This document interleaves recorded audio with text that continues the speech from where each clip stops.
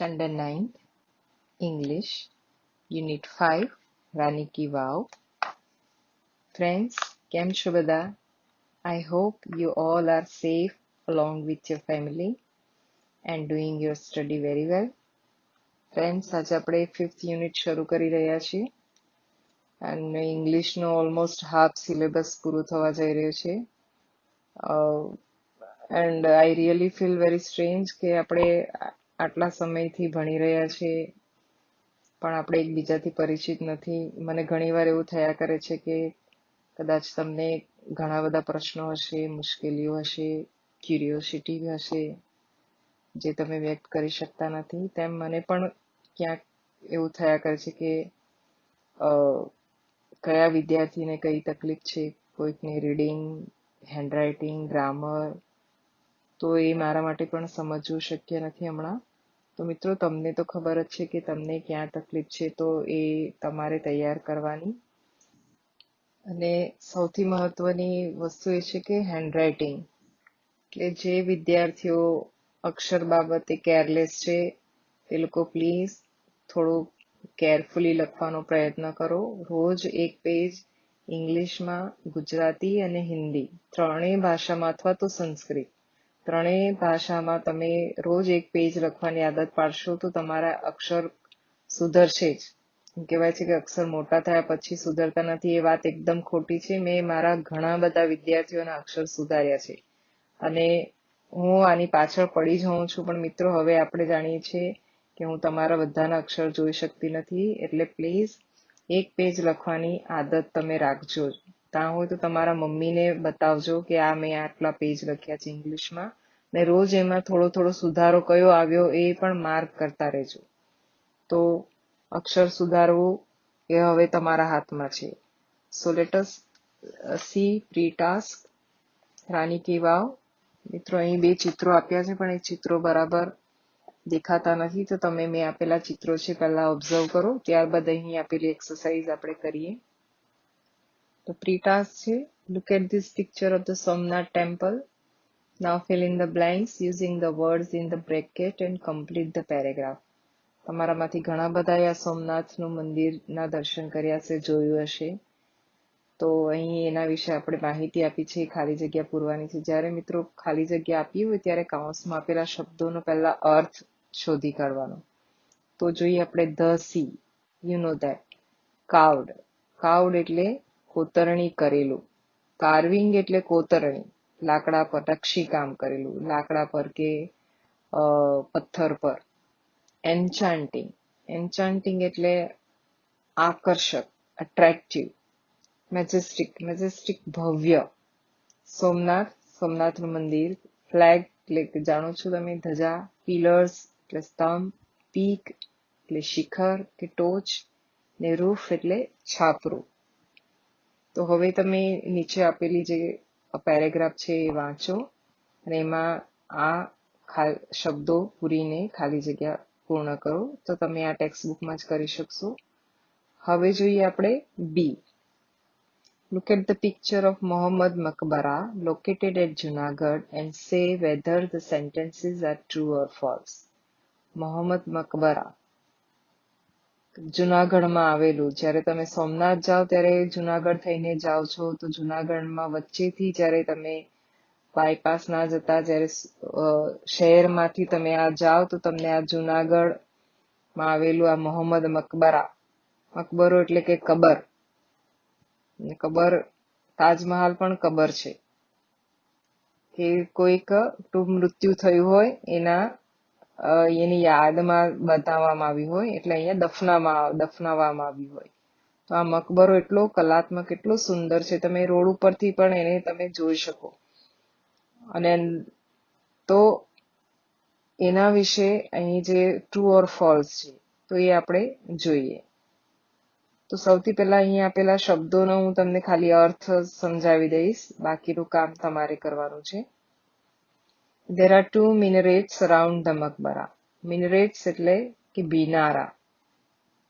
There are two minarets around the maqbara. તો તમારે ચિત્રમાં જોવાનું અને પછી લખવાનું કે whether this sentence is true or false. The domes are full of carvings on them. The domes જે છે ઉપરના જે છાપરો જે છે ગોળાકાર જે હોય છે એને ડોમ્સ કહેવાય કે કાર્વિંગ થી ભરેલું છે. The minarets look beautiful because the stairs are spiral. Spiral એટલે ગોળાકાર. તમે મિનરેટ્સ મિનારા ઉપર જે સીડીઓ છે એ ગોળાકાર છે એના લીધે સુંદર લાગે છે. There is no scope of having a view of Junagadh from the મકબરા. જે મેઇન સ્ટ્રક્ચર છે મેઇન મકબરો છે એના પરથી તમે જુનાગઢનો વ્યૂ ઉપર ચડીને તમે જુનાગઢ જોઈ શકો નહીં. The Maqbara is a king's palace. આ મકબરો એ રાજાનો મહેલ છે. And there are 5 domes on the main structure. અને મેઇન સ્ટ્રક્ચરમાં 5 ડોમ્સ છે. તો આ તમે ચિત્ર જોઈને આ વાક્યો સાચા છે કે ખોટા એ તમારે લખવાનું છે. મિત્રો આપણે પ્રી ટાસ્ક માટે એટલા માટે મહેનત કરી છે કે પ્રી ટાસ્ક જે છે એમાંથી આપણને ઘણું બધું શબ્દ ભંડોળ મળી રહે છે. એમાંથી પરીક્ષામાં પૂછાતું નથી, પણ તમને આપણા જે યુનિટ છે એને લગતા શબ્દો મળી રહે અને એ વિષયે તમે થોડાક જાગૃત થાવ. તો એટલા માટે પ્રી ટાસ્ક કરવું જરૂરી છે. એમાં આપેલા શબ્દો તૈયાર કરવા જરૂરી છે. એ જ રીતે આપણે આપણા સિલેબસમાં સપ્લિમેન્ટરી રીડિંગ બુક જે છે ડોલ્ફિન એ પણ એટલા માટે જ છે. અને ડોલ્ફિનમાંથી તમને એક પેરેગ્રાફ એક્ઝામમાં આપવામાં આવશે અને એમાંથી ક્વેશ્ચન આન્સર પૂછાય. તો હમણાં પહેલી એક્ઝામ માટે તમારે ડોલ્ફિનના 1 થી 10 પાઠ વાંચી લેવાના. નીચે એક્સરસાઇઝ પણ ખૂબ સરસ આપેલી છે. એક્સરસાઇઝ પણ તમે કરી શકશો. વોકેબ્યુલરી તમારી સુધરશે. એટલા માટે ડોલ્ફિનના 1 થી 10 પાઠ વાંચવાના શરૂ કરી દેવાના અને એ તમારે જાતે જ કરવાના છે.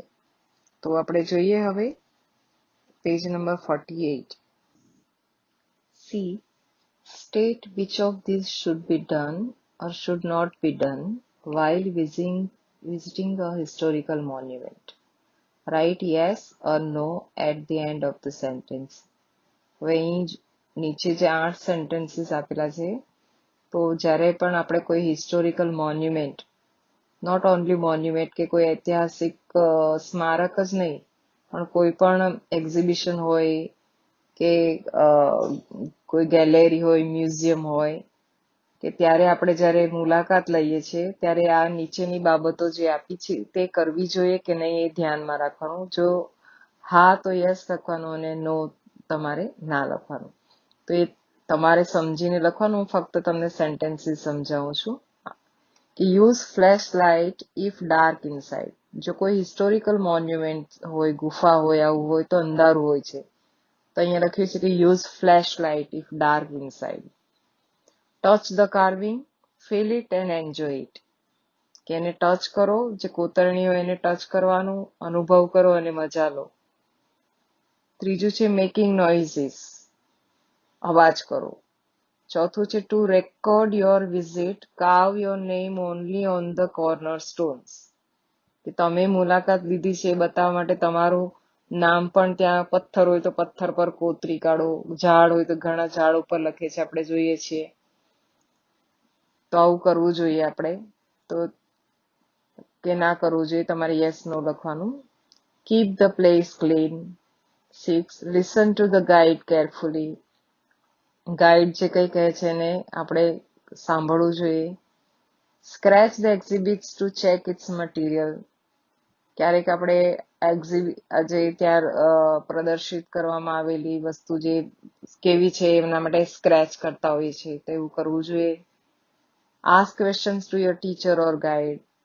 અને આપણા જોડે ટીચર હોય કે પેરેન્ટ્સ હોય કે ગાઈડ હોય તો એને પ્રશ્નો પૂછવા જોઈએ. તો તમને જે યોગ્ય લાગે એવા યસ કરવાનું અને ના તો નો લખો. Now let us read the lesson Rani ki Vav. Rani ki Vav, the stepwell. વાવ એટલે આપણે ગુજરાતી શબ્દ છે અને એને ઇંગ્લિશમાં કહેવાય છે સ્ટેપ વેલ, કે પગથિયા વાળો કૂવો, કે એમાં આપણે ઉતરીને જઈ શકીએ. So Rani Ki Vav is an approved site on the World Heritage.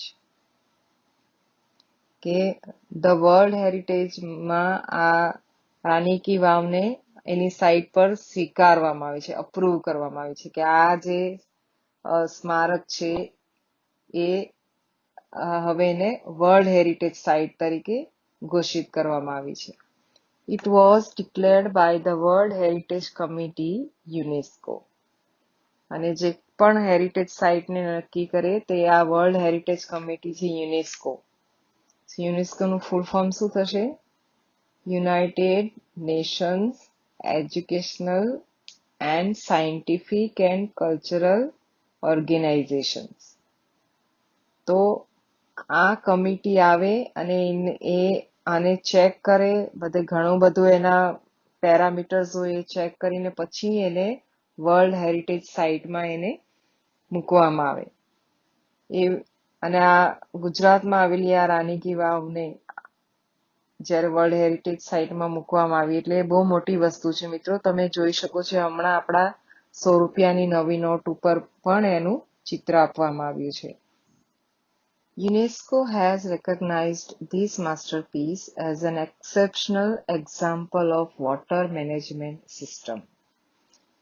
યુનેસ્કોએ આ માસ્ટરપીસ એટલે અદ્ભુત જે કલા કારીગરીને એક્સેપ્શનલ એક્ઝામ્પલ તરીકે ઓળખ આપી, અને રેકગ્નાઇઝ એટલે ઓળખ આપી, અને એક્સેપ્શનલ એટલે અપવાદરૂપ ઉદાહરણ કે વોટર મેનેજમેન્ટ સિસ્ટમ, કે વોટર મેનેજમેન્ટ પાણીનું સંચાલનની સુવિધા આ રાણી કી વાવ એટલા માટે બનાવવામાં હતી કે પાણીની અછત હોવાને કારણે ભૂગર્ભ જળનું જે પાણી જે છે ભૂગર્ભ જળને ઉપયોગમાં લેવાય. હવે એના માટે કેટલું ઊંડાણપૂર્વક ખોદવું પડે, અને એના માટે આ રાણીની વાવ જે ખોદવામાં આવી હતી, જે આપણે આગળ જોઈશું. કે એટલે આ વોટર મેનેજમેન્ટ સિસ્ટમનો એક અદ્ભુત ઉદાહરણ છે. It is a wonderful sample of technological development for utilizing groundwater resources in a single structure. It's a wonderful sample of technological development. કે આ એક ટેકનોલોજી એટલે તકનીકી વિકાસનું એક અદ્ભુત ઉદાહરણ છે, સેમ્પલ છે, ફોર યુટિલાઇઝિંગ ગ્રાઉન્ડ વોટર રિસોર્સિસ. યુટિલાઇઝિંગ એટલે ટુ યુઝ, ઉપયોગ કરવો, કે ભૂગર્ભ જળનો સ્ત્રોતનો એક જ માળખામાં ઉપયોગ કરવાનું, અને એની જે બનાવટ છે આ એક અદ્ભુત નમૂનો છે. It is also a unique illustration of breaking large spaces into smaller volumes with artistic presentation. And it is also a unique એટલે અતુલ્ય, one and only, એના જેવું બીજું કઈ નહીં. યુનિક કલેક્શન કહીએ છીએ, યુનિક ઇલસ્ટ્રેશન એટલે ઉદાહરણ, કે આ એક એવું અતુલ્ય ઉદાહરણ છે કે ઓફ બ્રેકિંગ લાર્જ સ્પેસીસ, એ મોટી જગ્યાનેમાં ઇન્ટુ સ્મોલર વોલ્યુમ્સ, ખૂબ મોટી જગ્યામાં. જેને જોઈ છે રાણકી વાવ તમે તેને ખબર હશે કે એક મોટી જગ્યાને નાના નાના ભાગમાં વહેંચીને, અને એ નાના નાના ભાગને કઈ રીતે એ લોકોએ નિરૂપણ કરે છે, વિથ આર્ટિસ્ટિક પ્રેઝન્ટેશન. આર્ટિસ્ટિક એટલે કલાત્મક રીતે નિરૂપણ કરીને એક મોટી જગ્યાને નાના નાના ભાગમાં, જુદા જુદા વિભાગોમાં કલાત્મક રીતે એને પ્રદર્શિત કરવામાં આવ્યું છે. Rani ki Vav has a great appeal to every observer. ને જે પણ રાણી કી વાવની મુલાકાત લે છે એ દરેક ઓબ્ઝર્વર છે, મુલાકાતી પર એ રાણી કી વાવની છાપ હંમેશા રહે છે. It's a great appeal. તમને એકવાર જોયું હોય તો ભૂલાય નહીં. તમે ચિત્રમાં જોઈ શકો, અને જેણે મુલાકાત ના લીધી હોય એને અવશ્ય લેવી જ જોઈએ. તો હવે જોઈએ આપણે એની પાછળનો ઇતિહાસ.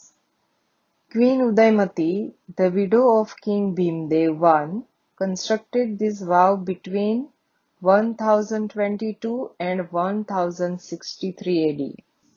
કે ક્વીન ઉદયમતી, રાણી ઉદયમતી, જે widow of king Bhimdev I constructed this vow, કે કિંગ રાજા ભીમદેવ પહેલાના પત્ની ઉદયમતીએ આ વાવને 1022 થી લઈને 1063 વચ્ચે બનાવડાવેલી. મિત્રો જો લગભગ 1000 વર્ષ થવાના. આજે આપણે 2020 ચાલે છે અને 1022 થી લઈને 1063 ની વચ્ચે આ વાવ બની હતી.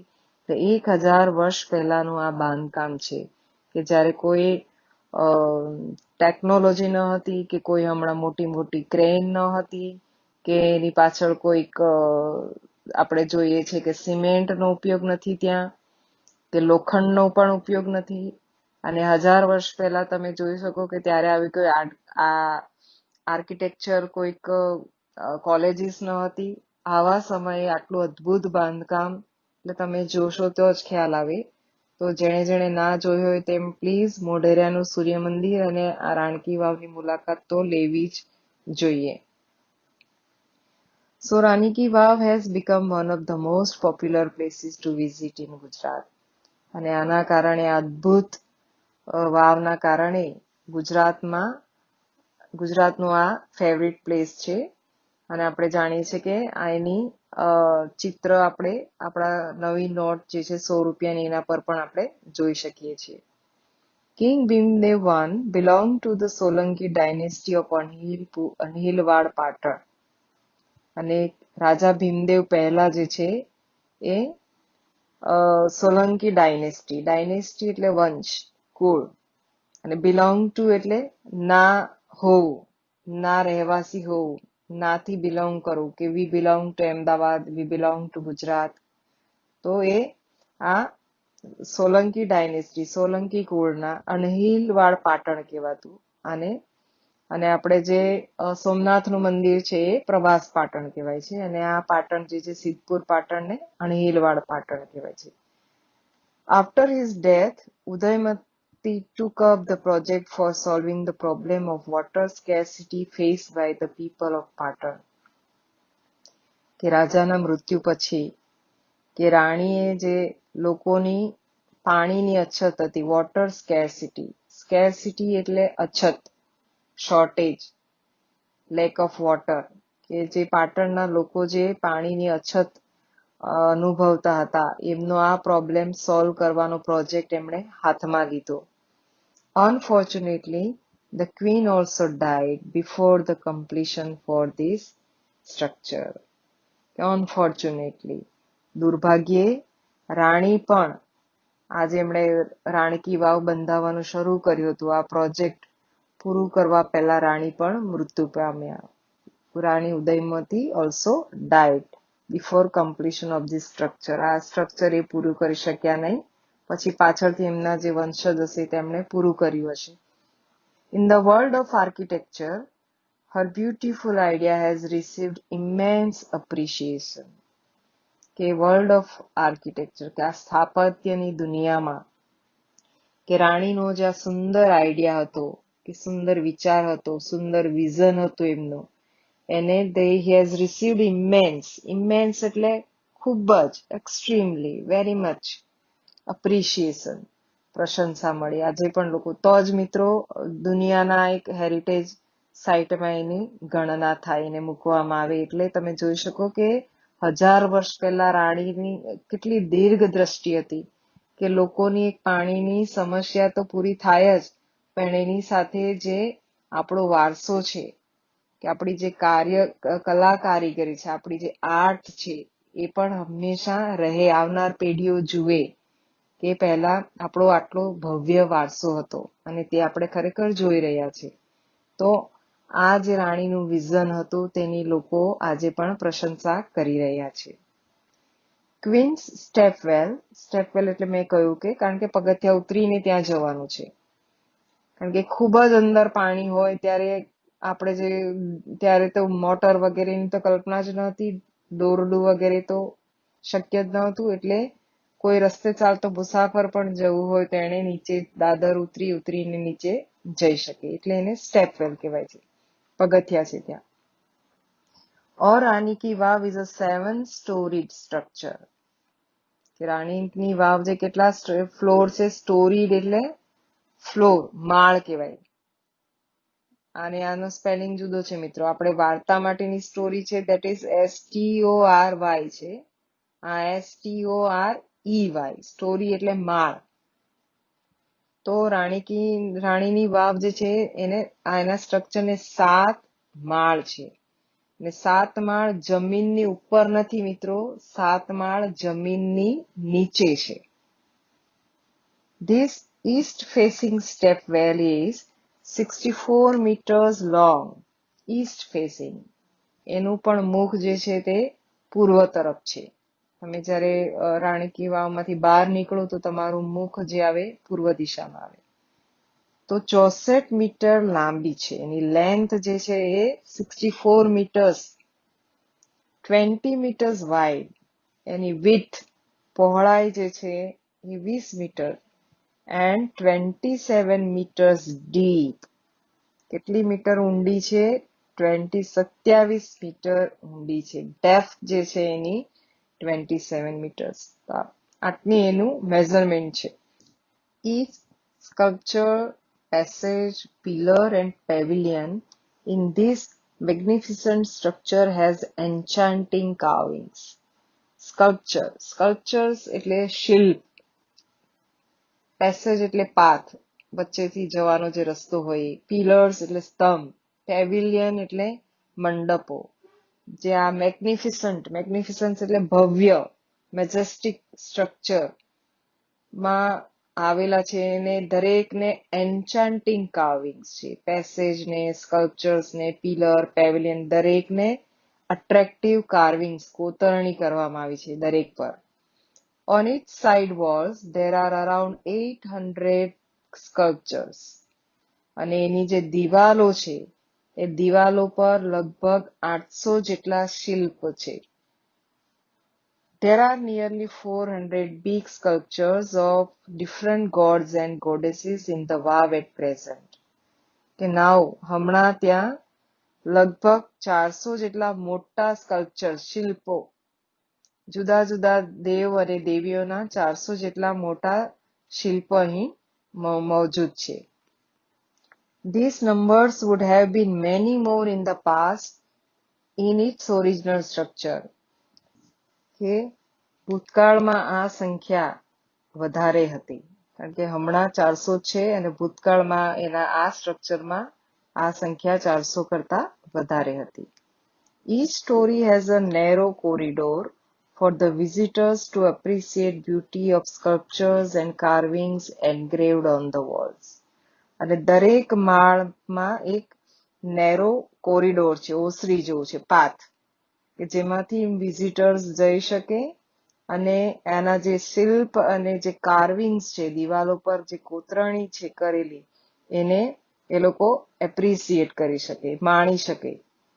Even the pillars of the Vav are not exception to it. કે કાર્વિંગ્સ ખાલી દિવાલોમાં જ નથી, પણ even the pillars, કે વાવમાં આવેલા જે સ્તંભો પણ આ કોતરણીથી બાકી રહેતા નથી. એટલે એ પિલર્સ પર પણ અદ્ભુત કોતરણી કરવામાં આવી છે. They display splendid artistic marvel on the stone. અને they here means pillars. કે પિલર્સ પણ શું ડિસ્પ્લે કરે છે? કે સ્પ્લેન્ડિડ આર્ટિસ્ટિક માર્વેલ, કે ભવ્ય, અદ્ભુત, કલાત્મક, તમને નવાઈ લાગે એવી કોતરણી પથ્થર પર કરવામાં આવી છે. In fact, the Vav is solely dedicated to Vishnu. One can find Vishnu in different shapes and postures. કે the Vav is solely dedicated. Solely એટલે only, just, dedicated, સમર્પિત. આખી વાવ જે છે એ વિષ્ણુને સમર્પિત છે. એટલે અહીં તમે વિષ્ણુના શિલ્પો વધારે જોઈ શકો છો. One can find Vishnu in different shapes and postures. અહીં વિષ્ણુ ભગવાનના જુદા જુદા આકારમાં અને સ્વરૂપમાં ઘણા શિલ્પો જોવા મળે છે. So friends, questions હું તમને next ઓડિયોમાં આપીશ. પરંતુ હમણાં સુધી જે કોઈ શબ્દ અહીં આવ્યા, કારણ કે ઘણા બધા શબ્દો નવા છે અને તે તમારે તૈયાર કરી લેવા. Thank you very much.